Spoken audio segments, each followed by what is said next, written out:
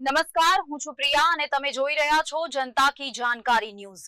નજર કરીએ આજના સમાચાર ઉપર। પાલનપુર નગરપાલિકામાં સતત 2 ટર્મ સુધી કોર્પોરેટર રહેલ જાગૃતિ મહેતાએ ભાજપ સામે ઠાલવ્યો બળાપો। અમે 10 વર્ષ સુધી કોઈ હોદ્દા વગર પક્ષ માટે કામ કર્યું, છતાં પણ પાર્ટીએ ટિકિટ ન આપી। જે લોકોને કોઈ ઓળખતું નથી તેવા લોકોને પાર્ટીએ ટિકિટ આપી દીધી છે। જે લોકોને ભાજપનો ભ પણ નથી ખબર એમને ટિકિટ આપી છે। અમે વિશ્વાસમાં રહી ગયા। અમે આ વખતે બળવો કર્યો છે। અમે વોર્ડ નંબર 10માં અલ્પાબેન મહેતાને અપક્ષ ઊભા રાખ્યા છે અને તેમને જીતાડશું। અહેવાલ ભરત ઠક્કર, બનાસકાંઠા। છેલ્લા 10 વર્ષથી કાર્યરત હતી ભાજપ પાર્ટી।